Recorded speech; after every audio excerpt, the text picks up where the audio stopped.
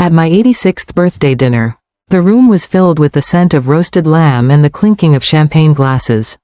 My children had gathered at the long oak table, candles flickering against the polished silverware. I had chosen the restaurant myself, an old-fashioned place downtown with velvet drapes and dark mahogany walls.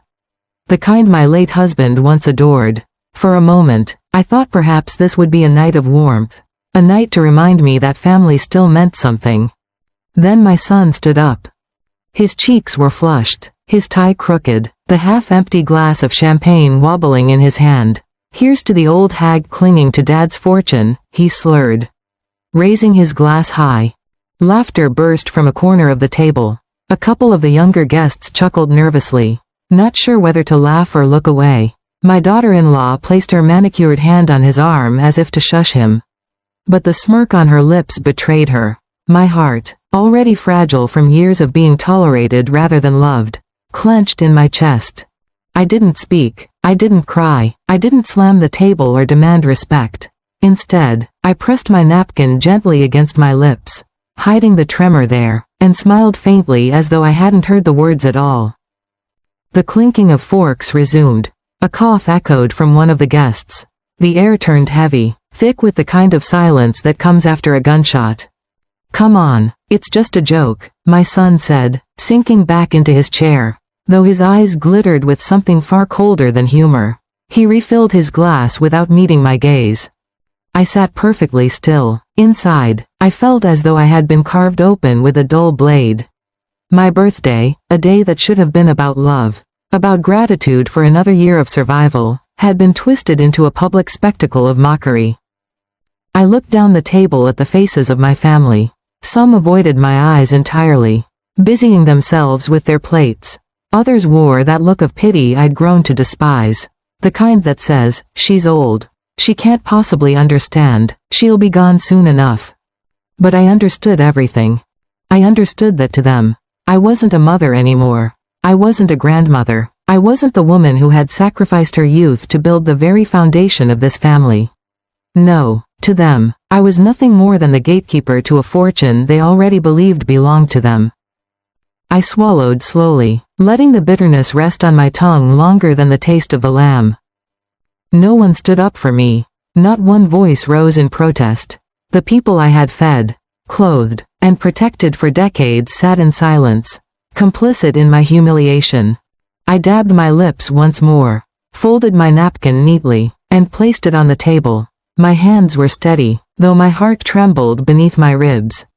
"Happy birthday, Mother," my son muttered half-heartedly, already turning his attention back to his wife. I smiled at him then, an expression so faint and controlled that no one could see the storm gathering behind it. Inside, something shifted. A door I had kept locked for years creaked open, and behind it was not grief, not helplessness, but something sharper. Resolve. The dinner carried on in forced merriment. Toasts were made, gifts were handed over, and cameras flashed, but none of it touched me. I watched it all from a distance, as though I were a ghost haunting my own life. When dessert arrived, a towering chocolate cake with 86 candles lined in neat rows. I leaned forward to blow them out. The flames flickered brightly, reflecting in the eyes of my grandchildren. For a second, the room was silent, waiting. I closed my eyes, made no wish, and exhaled. The candles died, one by one, plunging the cake into darkness. And in that moment, I knew, this would be the last birthday I ever celebrated with them. As the applause faded and the first slice of cake was passed down the table, my mind was already somewhere else. I thought of the documents locked in my study drawer at home. The will my husband and I had drafted years ago. The ink on those pages still held power, power I could wield in silence. With a single stroke of my pen. Let them laugh, let them drink, let them toast to my supposed weakness. They had no idea that their mockery was not the end of me. It was the beginning.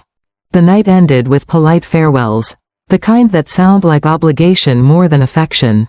My son kissed my cheek, the scent of alcohol heavy on his breath. "Don't take it so seriously, Mom," he whispered, "we're just having fun." I didn't answer, I simply looked at him, memorizing the lines of his face. the arrogance in his eyes, the entitlement that dripped from every word. When I returned home, the house was quiet, just as it had been for years since my husband passed. The photographs on the mantel stared back at me, his strong arms around me on our wedding day. The children's first Christmas, the vacations we once cherished, memories captured in still frames, now belonging to a family that no longer existed. I slipped off my shoes, set my purse on the counter, and sat at my writing desk.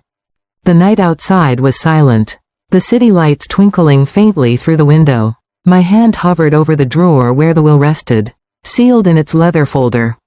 I thought of my son's words echoing across the dinner table, old hag clinging to Dad's fortune. I smiled again, only this time there was no tremor, no attempt to hide. They wanted me to let go. They wanted to take what they had not earned. Tomorrow morning, they would learn that I was not clinging to anything. I was choosing. And my choice would change everything. The next morning, sunlight filtered through the lace curtains, soft and golden, as if mocking how calm the world could look after such an ugly night. I sat at my kitchen table, the same one my husband and I had shared countless breakfasts over black coffee and buttered toast. Only now, there was one cup, one plate, one silence. The china still bore faint scratches from years of use, the kind of imperfections that tell the story of a life lived. I traced a crack along the rim with my fingertip and thought about my son's words again, how easily they had spilled from his mouth. How natural cruelty had become to him.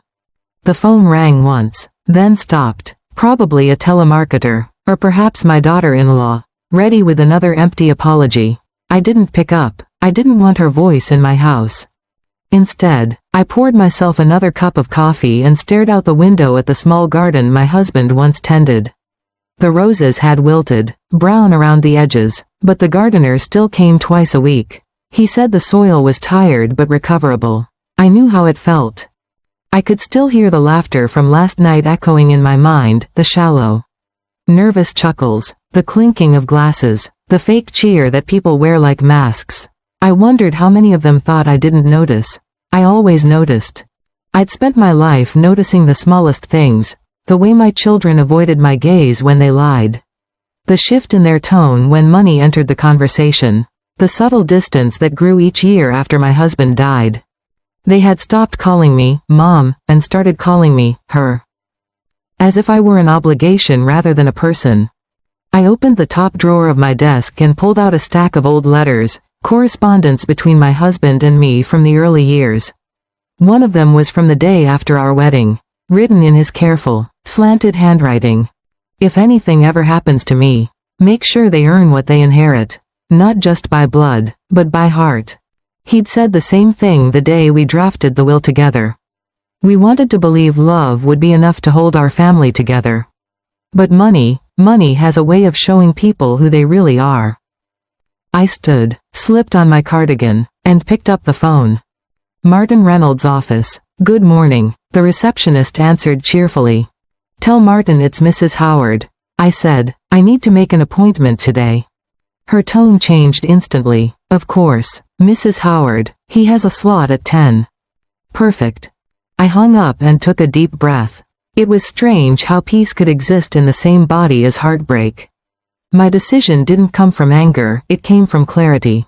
They had shown me what they valued. Now I would show them what I valued.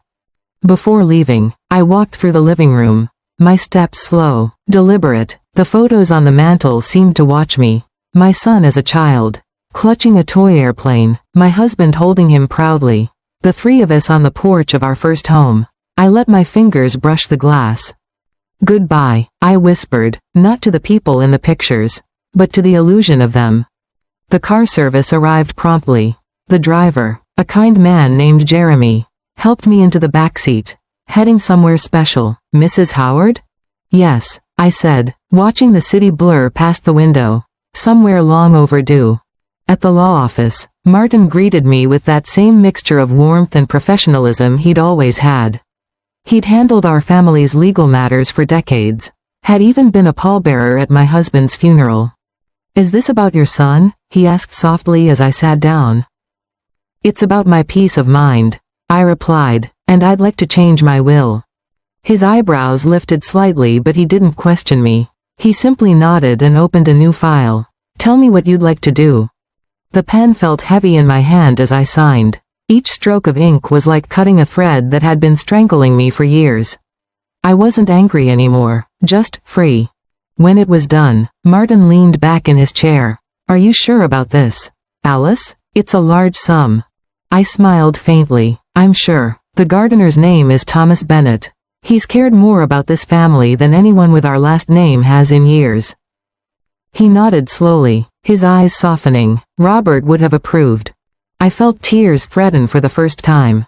But I blinked them back. Yes, I whispered, he would have. When I left the office, the air outside felt lighter. The morning sun was bright. Almost too bright, but it didn't burn, it warmed. I walked down the steps. Each one steady, deliberate, like a rhythm I hadn't heard in years. At home, I began packing, not everything, just what mattered. A few dresses, a framed photo of Robert, the letters, and my passport. The rest could stay. They'd already taken enough from me, they didn't deserve anything more. On the kitchen counter, I placed a sealed envelope addressed to my son. Inside was a short note. You raised your glass to mock me. Consider this my toast in return. Love, Mom. I left it beside the half-empty bottle of wine from the night before. Somehow, it felt poetic. By the time the afternoon sun hit the porch, my suitcase was zipped, and my heart was strangely calm. For the first time in decades, I felt like I wasn't waiting for anyone to love me, to visit me, to apologize. I had something better, freedom. The taxi arrived, and I gave the driver a simple instruction, to the airport. Please. He smiled in the rearview mirror. Vacation? Something like that, I said, turning my gaze toward the open sky. Let's call it a new chapter. The plane touched down in Monaco just after sunrise. The sky was pale pink, the Mediterranean shining like a sheet of glass. From my window seat, I watched the coastline appear, neat and perfect, the kind of beauty that doesn't need anyone's approval. I hadn't told a soul where I was going. My son would wake up, see the note on the counter, and know exactly what it meant. That thought alone made the flight feel lighter. At the hotel, a bellboy greeted me with a polite smile. Bienvenue, Madam Howard. I smiled back. Thank you, just Alice is fine. The suite overlooked the harbor. Dozens of yachts gleamed in the morning sun, their flags fluttering in the sea breeze.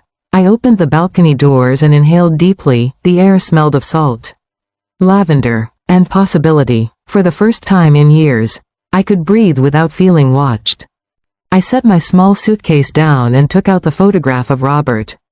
His arm was around me, his eyes kind, protective. I placed it by the window. We made it, darling, I whispered. They can't touch us anymore. The first few days passed like a long exhale. I walked along the promenade every morning, cane tapping softly against the cobblestone.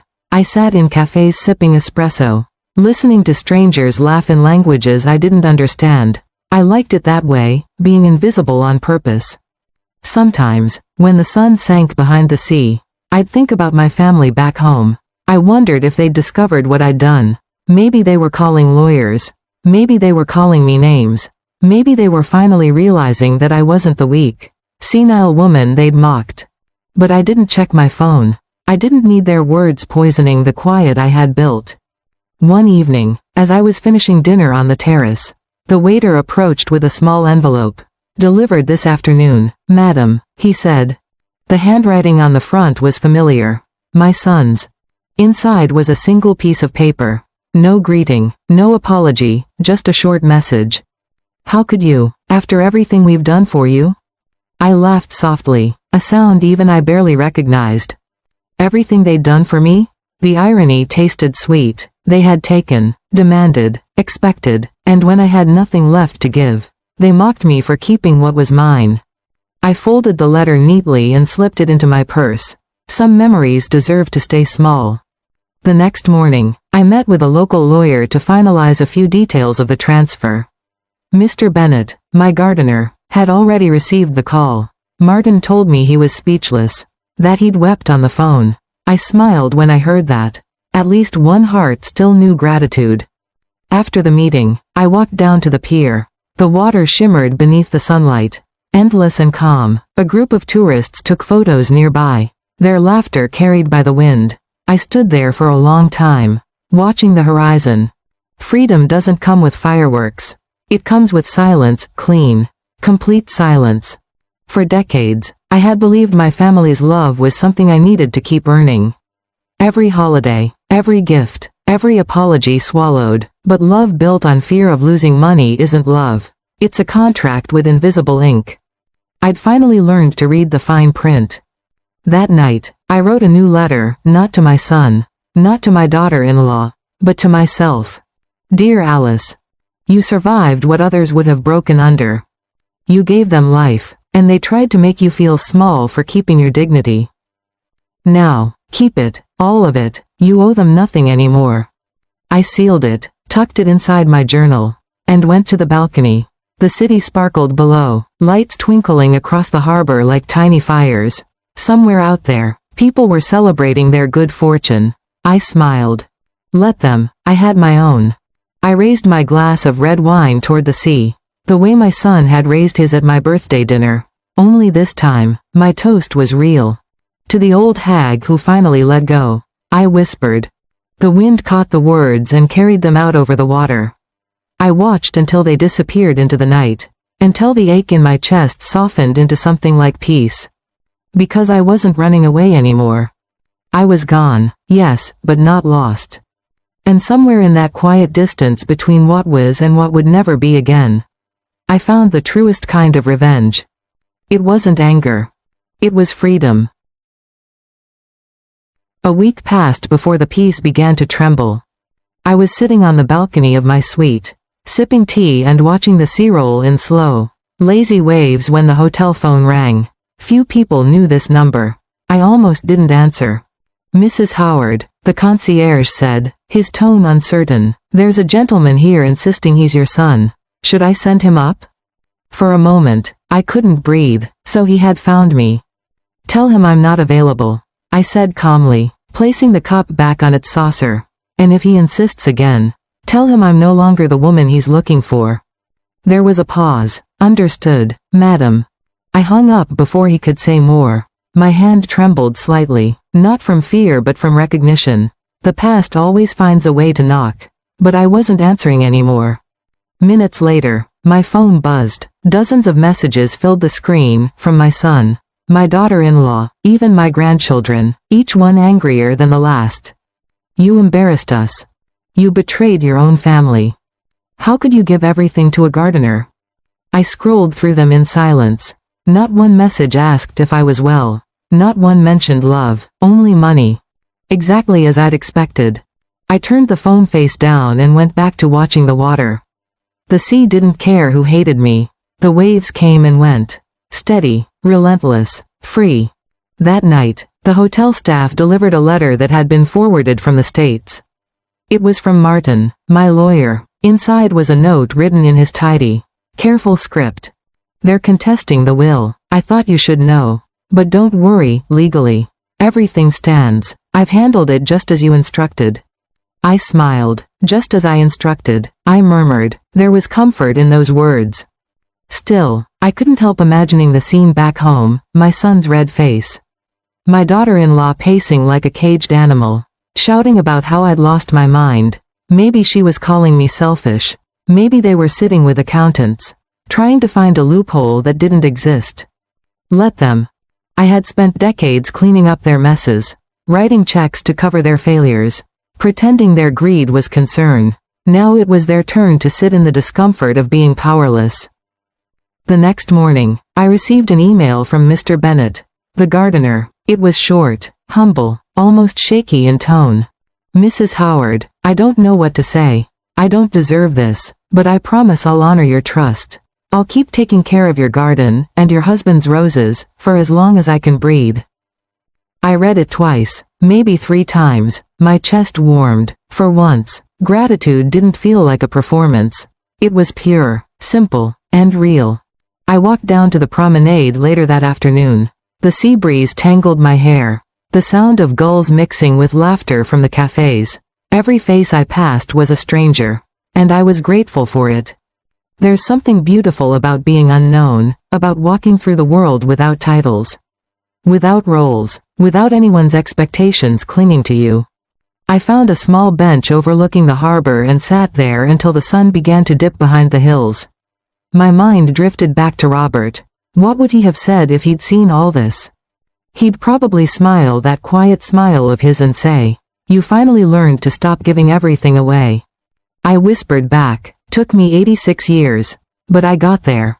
When I returned to my suite, I opened my journal and wrote a single line. They think I ran away. But I didn't. I simply stepped out of their shadow. That line would be my truth from now on. Before bed, I checked my phone one last time. There was a new message from my son. The words were short, desperate, stripped of pride. "Mom, please, come home, we can talk." I stared at it for a long moment. Maybe years ago, I would have rushed to reply. But now, I understood something he never would, that forgiveness isn't owed. It's earned. I placed the phone back on the table and turned it face down again. Outside, the moon cast a silver path across the sea, bright and endless. I whispered softly, "You'll learn one day, son, some things can't be bought back." Then I switched off the light. And for the first time in a long time, I slept without a single dream. A month passed before I heard from them again. By then, the headlines back home had already made their rounds. Elderly widow leaves $5 million to gardener. Vanishes overseas. People loved a scandal, especially when it involved money and age. To strangers, I was a mystery. To my family, I was a disgrace. And to myself, I was finally at peace. One morning, as I was finishing breakfast on the terrace, a notification blinked on my phone, an email from Martin, my lawyer. "They've dropped the case," he wrote. "After reviewing your husband's original trust and your final amendment, there's nothing they can contest. But your son asked me to forward you a message. I'll leave that decision to you." Attached was a single document. I hesitated before opening it. Then I did. "Mom, we were wrong. I was wrong. I said things I can't take back. We just didn't expect you to actually leave. The house feels empty now. I don't even know who I am without you there." There was no mention of the money. Just loneliness. I read it twice, maybe 3 times, letting the silence settle around me like a warm blanket. That was the first honest thing he'd written to me in years. I thought about replying, something kind, something final, but then I remembered what silence can do. It teaches. It echoes longer than words ever could. Instead, I pulled out a clean sheet of paper and began to write something else entirely. Not to him, not even to the world. To whoever found my story one day and wondered how a mother could ever walk away. If you're reading this, you should know, I didn't run because I hated them. I left because I finally loved myself enough to stop begging to be seen. There's a special kind of freedom that comes when you realize they only loved what you gave. Not who you are. And when that day comes, don't cry. Pack your memories, your dignity, and walk out with your head high. I folded the letter neatly, placed it inside my journal, and slipped the journal into the drawer beside my bed. That was my legacy, not the money, not the scandal, but the lesson. That afternoon, I went down to the harbor. The wind carried the scent of salt and blooming jasmine. Boats rocked gently in their slips, their masts clinking like distant bells. Mr. Bennet had written again that morning, sending a photograph, the garden in full bloom. My husband's roses, red, flawless, alive. He'd built a new bench beside them, carved with a small brass plaque that read, "For Mrs. Howard, who taught me that roots can still grow after the storm." I smiled so wide my cheeks ached. That was better than any apology. As the sun began to set, the sea turned the color of copper. I sat on a bench overlooking the water and lifted a glass of wine. The same way my son once did. But this time the toast belonged to me. To those who thought they could break me, I whispered, my voice steady and low, "Thank you, you taught me how strong silence can be." The waves shimmered in approval. A gull cried overhead. Somewhere, a violin played faintly from a nearby restaurant. I stayed until the first stars appeared, faint, quiet, eternal. Before heading inside, I checked my phone one last time. No new messages, just the old ones sitting there like ghosts. I smiled and deleted them all. No more noise, no more explanations. That night, as I turned off the lights, I caught my reflection in the mirror, softer somehow, freer. The woman who stared back at me wasn't the old hag clinging to Dad's fortune. She was the keeper of her own story. And for the first time in 86 years, I didn't feel invisible. I felt whole. The next morning, I left a sealed envelope with the hotel concierge before checking out. It was addressed simply, for my family, if they ever come looking. Inside was one final line. You raised a glass to mock me. I raised one to forgive you. We're even now. I walked out into the golden light of Monaco, the sea stretching endlessly before me. No plans, no regrets, only freedom. And as the city disappeared behind me, I realized that the truest revenge was never the money. It was the peace they could never take away. News travels faster than truth. By the time the second article came out, everyone seemed to have an opinion about me, the wealthy widow who lost her mind. The vindictive mother, the mystery millionaire. They printed photos of my house, my garden, even my husband's grave. What none of them printed was the truth, that peace doesn't look dramatic enough for headlines. I read one of those articles over breakfast one morning. The journalist had written that I'd been manipulated by the gardener. That I must have been lonely, confused, too old to understand what I was doing. I laughed quietly. People always need to believe a woman my age couldn't possibly make a decision for herself. Especially not one that costs a man money. I folded the paper neatly and placed it under my teacup. The ink bled slowly into the linen, like the last stain of a story I no longer cared to correct. Later that week, I received a package at the hotel. No return address, just my name written in careful handwriting. Inside was a small wooden box and a note from Mr. Bennett. Mrs. Howard. The garden's blooming again. The roses are taller than ever. I thought you might like to keep a piece of it with you. Inside the box was a single dried rose, pressed flat between two sheets of parchment. Its petals had turned a deep, almost regal shade of burgundy. I held it to my heart for a long while. It wasn't the flower itself, it was what it represented. Something cared for, something loved without an agenda. That night, as I sat by the balcony, I thought about how strange it was that kindness can come from the most unexpected corners of life. The people who shared my blood had drained me dry. And the one who tended my soil gave me back something priceless, faith in decency. I wrote him back the next morning. Dear Thomas. Keep the garden alive, let the roses climb as far as they can. When people stop by and ask about me, tell them I wasn't crazy. I was finally free. I sealed the letter and sent it off with the hotel clerk, feeling lighter than I had in months. A few days later, while walking along the marina, I overheard two American tourists talking. Did you hear about that woman? The one who gave her fortune to the gardener and disappeared to Monaco? Yeah, the other laughed. Guess she showed them, huh? I smiled to myself and kept walking. Maybe they didn't know my name, but they understood the story. And that was enough. As the days turned into weeks, I built a small life here. A quiet one. Mornings with tea and ocean air. Afternoons spent reading on a bench near the water. Evenings writing letters I never planned to send. Sometimes, I'd imagine my son reading the final envelope I'd left at the hotel.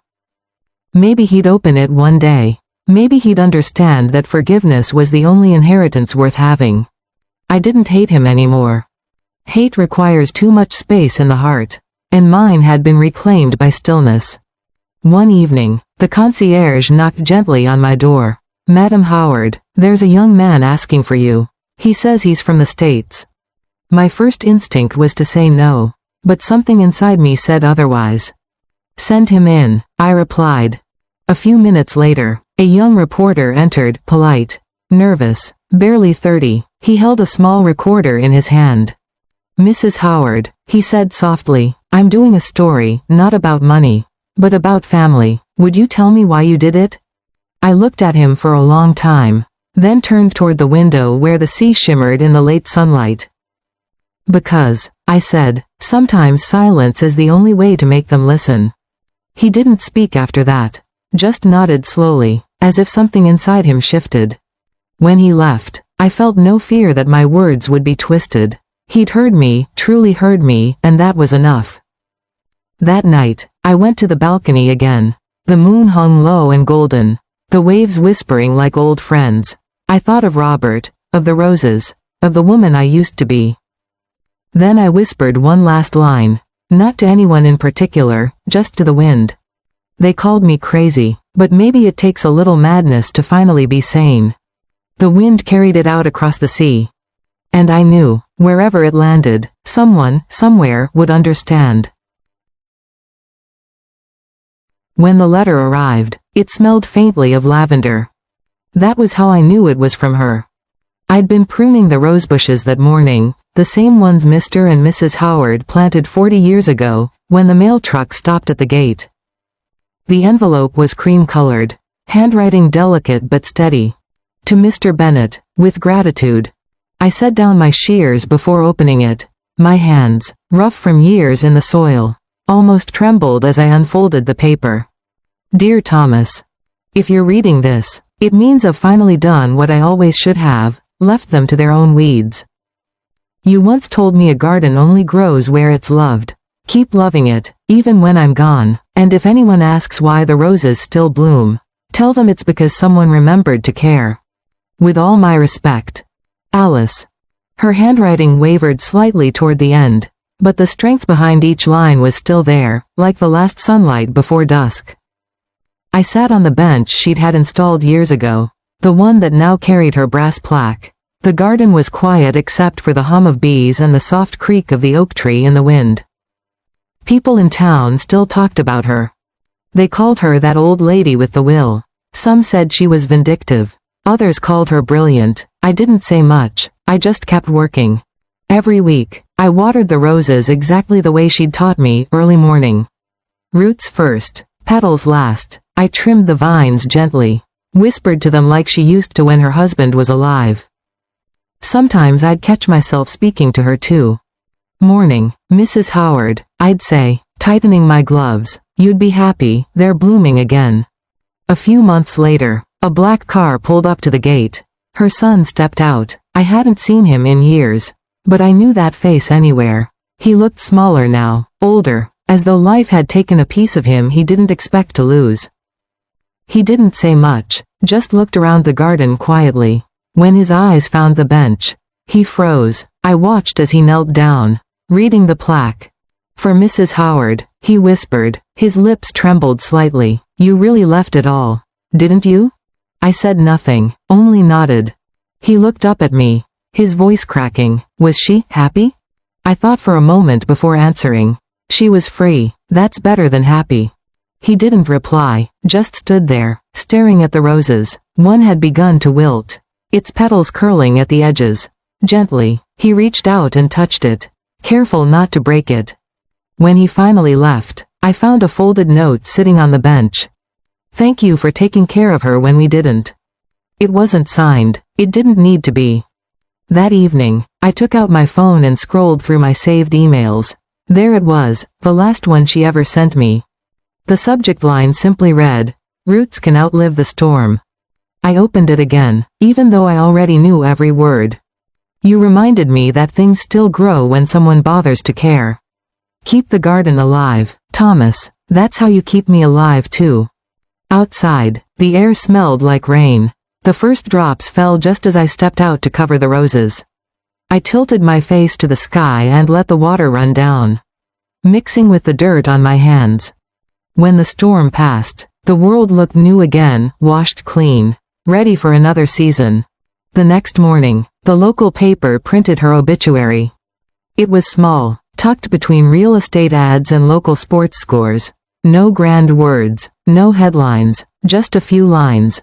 Alice Howard, beloved wife, devoted mother, and quiet philanthropist, known for her generosity and grace. I smiled when I read it. They'd left out the best part, that she was finally herself. I spent that day replanting new roses along the back fence. Deep crimson, her favorite color. As I dug, I caught a faint whiff of lavender again, carried by the wind from nowhere in particular. "Welcome back," I said softly. By sunset, the garden glowed in gold and shadow, every leaf glistening with dew. I sat on the bench, removed my gloves, and let my hands rest on my knees. "You did it, Mrs. Howard," I whispered. "You turned pain into peace." And as the wind moved through the garden, it almost sounded like her laughter, low, distant, but still very much alive. I was 12 when Grandma left. At the time, no one in the family said her name out loud. It was like she'd vanished into thin air, a ghost we were told not to talk about. Dad said she'd lost her mind. Mom called her selfish. But even as a kid, I didn't believe them. There was something about the silence in our house, heavy, uncomfortable, that told me the truth lived somewhere else. Years later, when I turned 23, I found it. I was cleaning out the attic after Dad passed. Dust filled the air like gray snow. Boxes were stacked to the ceiling, labeled with old dates, forgotten things. One box, pushed far in the back, had a label that read, "Mom's letters." Inside, I found photographs of her, smiling in front of the garden. Her hands in the soil, sunlight spilling across her face. She didn't look angry, she looked alive. At the very bottom was a small sealed envelope. The handwriting was delicate, looping, the same I'd seen on old birthday cards. It said, "For whoever still remembers me." I opened it with trembling hands. "If you're reading this, you've already seen what silence can do. Don't repeat our mistakes. Don't wait for permission to live kindly. Love should never have to beg to be seen. Plant something beautiful and let it grow. That's how you keep me close." My eyes blurred before I reached the last line. I sat there for a long time, the paper shaking slightly between my fingers. That week, I decided to find the garden she wrote about. It took me 2 days and 3 wrong turns to get there, a small house with ivy crawling up the walls and a white wooden gate. A man in his 60s was trimming the hedge. When I asked if this was Mrs. Howard's place, he smiled softly. "You must be family," he said. "Come in, she'd like that." The garden was more alive than I'd ever imagined, roses of every color, stretching toward the sky as if they were reaching for her. The air smelled like lavender and rain. There was a bench under an oak tree, brass plaque shining in the sun. I read the engraving aloud. "For Mrs. Howard, who taught me that roots can still grow after the storm." Something broke open inside me. Mr. Bennett, the gardener, I realized, told me stories as we walked. How she used to sit there every morning with tea and talk to the flowers like they were friends. How she'd smile when the first blooms opened each spring. How, after she left for Monaco, he'd kept the garden alive because she asked me to. She was strong, he said, but not the kind of strong that makes noise. The kind that endures quietly. I nodded. I wish I'd known her like that. He smiled. Maybe you still can. She's everywhere here. Before I left, he handed me a rose cutting wrapped carefully in damp cloth. "Take it," he said. "She'd want you to plant your own." I brought it home and planted it in my tiny apartment balcony garden. For weeks, nothing happened. Then one morning, I stepped outside, and there it was, a small bud, trembling in the wind, red as a heartbeat. I smiled through tears. That evening, I made a cup of tea, opened her old letter again, and whispered, "I kept your promise, Grandma." As the sun dipped below the skyline, the rose opened fully, slow, deliberate, perfect. And in that quiet moment, I understood what she meant all along. Freedom isn't leaving. It's blooming, even after they tried to bury you. I took a photo of the flower and sent it to Mr. Bennett. He replied within the hour. She'd be proud. The roses always find a way. Now, every year on her birthday, I go back to that old garden. The bench is still there. The plaque still gleams. The air still smells of lavender and memory. Sometimes, tourists stop to take pictures. asking whose garden it is. I just smile and say, it belonged to a woman who refused to wither. Then I place a single red rose on the bench and whisper, "Happy birthday, Grandma." The wind always seems to answer back. I heard about Mrs. Howard's story years after it all happened. Someone shared a short article online, a headline about the widow who left everything to her gardener and disappeared to Monaco. Most people read it for the drama. I read it twice for the silence between the lines. There was something haunting about the way it ended, no revenge speech. No courtroom chaos, no desperate chase for forgiveness. Just peace. I guess that's what drew me in. Because most stories about family betrayal end with someone breaking. Hers didn't. She didn't scream, she didn't plead, she simply walked away and rewrote her ending with ink. Not tears. The first time I visited her garden. Years later, the roses were in bloom. A quiet man was tending them, Thomas Bennett, the gardener from the story. He told me she was the calmest storm he'd ever met. That stuck with me. He pointed out the bench with her name carved in brass. It gleamed in the sunlight, surrounded by a sea of red roses that seemed to bow in the breeze. Like they were still listening to her voice. People still come here, he said. They sit for a while, then leave quieter than when they arrived. I did the same. And in that stillness, I realized why her story mattered so much. It wasn't about the money. It was never about the money. It was about a woman who spent her life giving, and the moment she finally decided to give back to herself. That kind of courage doesn't make headlines, but it changes people. I started thinking about my own mother. How many times she swallowed her pride just to keep peace at the dinner table. How many times she apologized for things she didn't do, because it's not worth the fight. It made me wonder how many women live like that, quiet, careful, invisible, until one day they just disappear from their own lives. Mrs. Howard didn't disappear. She reclaimed herself. And maybe that's why people can't stop talking about her, even now, because deep down, everyone has a version of her inside, the part that wants to stop explaining. Stop pleasing, stop asking to be seen. She simply did what so many only dream of doing. She stood up, in silence, and chose peace over approval. I stayed in that garden until the sky turned amber and the air smelled like rain. Before I left, I plucked a fallen rose petal from the grass. It was soft, fragile, yet somehow still alive, still holding color. That's how strength works, I think. It doesn't roar, it endures.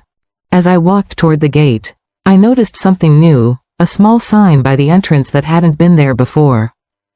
It read, "The Howard Garden, dedicated to every woman who refused to wither." I smiled. Maybe the granddaughter had added it. Maybe the gardener. Either way, it felt right. I turned one last time to look at the bench. The wind brushed through the roses, making them sway gently like waves. For a moment, it almost sounded like her laughter, low, knowing, free. And I realized something then. Stories like hers aren't meant to make us sad. They're meant to remind us what self-worth looks like when the world forgets to value it. Before leaving, I whispered the same words I imagine she once said to herself. You don't need to be loved to be whole. You just need to stop shrinking. The gate creaked closed behind me, and the sound echoed softly down the path. As I walked away, a petal landed on my shoulder, light as breath. I didn't brush it off. I let it stay there, carried by the same wind that once carried her words across the sea. Maybe that's how legacies really work. Not through bloodlines or bank accounts, but through quiet acts of courage that outlive the people who dared to make them. When I got home that night, I placed the petal in a small glass jar and set it on my windowsill. It's still there. And every time I look at it, I remember her story. The old woman they mocked for clinging to her fortune. The mother who chose silence over argument. The widow who walked away and bloomed again. The world called her foolish. But I think she was the freest person I've ever known. They say stories fade when the people in them are gone. But some stories, like gardens, find a way to keep growing, even when no one is watching. It's been almost 15 years since Mrs. Howard passed. The roses still bloom every spring. And every time they do, I can almost hear her voice floating through the wind, steady, calm, amused. I'm an old man now. My knees ache when I kneel, and my hands don't move as fast as they used to. But I still come here every morning. Not because I have to, but because I want to. People visit this garden from all over now. They bring flowers, they take photos, they sit on her bench and whisper things they never told anyone. Some cry, some just sit in silence. And when they leave, they always look lighter. I think she'd like that. She never built this place for herself. She built it for peace, the kind that can't be bought. Can't be stolen, can't be buried with her name. I've seen generations of her family visit, too. Her granddaughter comes every year on her birthday, lays a red rose on the bench, and just sits. Sometimes she brings a little girl, maybe 6 or 7, and tells her stories about the great-grandmother who taught women not to shrink. That's what she calls her now, the woman who didn't shrink. And every time I hear that, I feel something inside me settle, like the earth after rain. A few months ago, the city offered to rename the park officially. They asked me what to put on the new sign. I didn't think long, I just wrote, Howard Garden, where roots learn to stand tall. They smiled and nodded, but I don't think they truly understood what it meant. That's all right, it wasn't for them. Before I forget, before the years steal what memory hasn't already taken, I'm writing this note for whoever tends this garden after me. Don't rush when you water the roses. They can tell when you're in a hurry. Talk to them, not because they understand words, but because they understand attention. And if someone comes here crying, don't interrupt, let the wind do the comforting. Remember that this garden wasn't planted with money, it was planted with courage. A woman built her peace here, a family lost their greed here, and strangers keep finding themselves here. When people ask me why I've never retired, I always laugh. How could I? This place raised me more than any paycheck ever could. Sometimes, when the sun hits the roses just right, they turn the same color as her favorite scarf, deep crimson with edges that glow almost gold. I like to think that's her way of saying good morning. Every season, I plant one new bush in her honor. Not because the garden needs more, but because I do. It reminds me that life keeps renewing itself, quietly, stubbornly, even after every storm. Last week, her granddaughter sent me a letter. She said the rose cutting I gave her years ago is thriving. She wrote, "It's the first thing I see when I open my window every morning. It feels like she's still watching." I wrote back simply, "She is." Because she is, not in the way the world understands, but in the way wind carries scent long after the flower is gone. I don't know how much longer I'll be here. But when I'm gone, I hope someone, maybe that little girl, finds this note. Maybe she'll read it out loud while sitting on the bench. And maybe, just maybe, she'll feel what I've felt every day since the first time she handed me that letter. Peace. Not the kind that comes from forgetting, but the kind that grows when you finally learn to let go. And if that little girl asks who Mrs. Howard was, I hope someone tells her this. She was a woman who turned silence into strength, and strength into beauty. She didn't leave her fortune to be remembered. She left her garden to remind us that kindness, once planted, never dies. The sun is setting now. The light is soft, golden, like memory itself. I'll water the roses one last time before heading home. As I do, I whisper the same words she told me on her last day in town. Keep them alive, Thomas, and keep your heart gentle. So I do. And somewhere in the breeze, I swear I hear her laugh again, light, free, and eternal. I was 20 when I went back to the Howard Garden. It had been 10 years since I last walked through that white wooden gate, back when I was just a child holding my mother's hand. Too young to understand why she cried every time she sat on the bench. This time, I came alone. The garden was quieter than I remembered. The oak tree had grown taller, its branches reaching wide like a shield over the roses. The air smelled of rain and earth, the same scent that always followed her story. The plaque on the bench still gleamed in the sunlight. For Mrs. Howard, who taught me that roots can still grow after the storm. I sat down, tracing my fingers over the engraved letters. I'd heard the story all my life, how she'd walked away from everything. How she'd turned silence into peace. How the gardener kept her memory alive. To me, she'd always been more legend than person. But sitting there, surrounded by the flowers she loved, I felt something shift. It wasn't just a story. It was an inheritance. As I leaned back, my hand brushed against something wedged beneath the bench. A small metal tin, rusted at the corners, tied with a piece of faded blue ribbon. My heart skipped. I pulled it out carefully. Inside was a folded piece of paper, yellowed by time, the ink slightly smudged. The handwriting was strong but gentle, the kind of script that belonged to someone who had spent a lifetime being patient.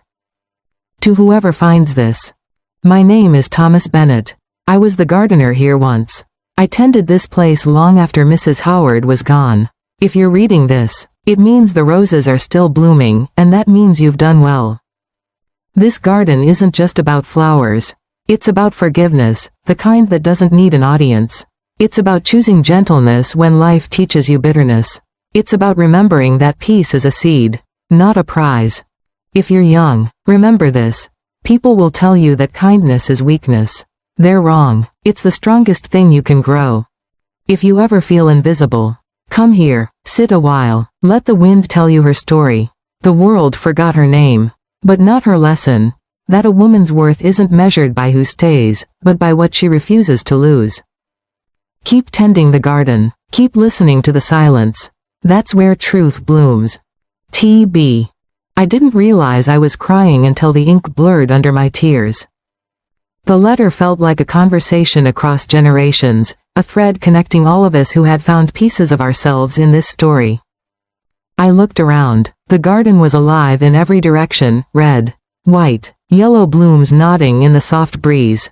Somewhere nearby, a robin landed on a rose stem, chirping once, then twice, before flying away. I folded the letter carefully and tucked it back into the tin. Then I reburied it under the bench, not to hide it, but to keep the circle unbroken. Maybe one day, someone else would find it. Before leaving, I stood by the gate for a long moment, taking it all in, the color, the scent, the stillness that seemed to hum with memory. And then, without really thinking, I whispered into the air. Thank you, Mrs. Howard, and thank you, Mr. Bennett, I'll keep it alive. When I stepped outside, the sky was streaked with gold. The wind rose, carrying a faint perfume of lavender and roses, the scent of endings that weren't really endings at all. As I walked down the path, I passed a group of tourists heading in. One of them stopped me. Excuse me, she asked, what's in there? Everyone says it's just an old garden. I smiled. It's more than a garden. I said, it's a story that refuses to die. She looked puzzled, but I didn't explain. Some things you can't explain, you can only feel.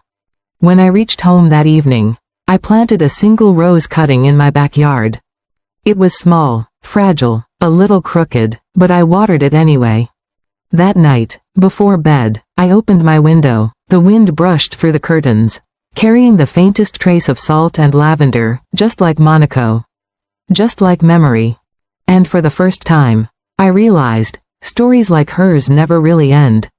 They just pass quietly from one pair of hands to another. Like seeds. Like letters. Like love that learned how to stay alive. It's been 3 years since I found Mr. Bennett's note. The tin box still rests under the bench, hidden but not forgotten. I visit the Howard garden every spring now. I bring a rose cutting from my own balcony, the one grown from her lineage, and planted by the fence. Right where the morning sun first hits. The ground always feels warm there, as if it remembers.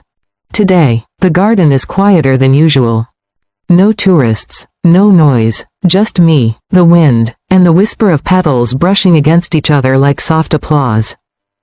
The oak tree has grown massive. Its branches stretch across half the garden now, the leaves trembling in a language older than words. Beneath it, the bench still gleams, her name bright as ever. For Mrs. Howard, who taught me that roots can still grow after the storm.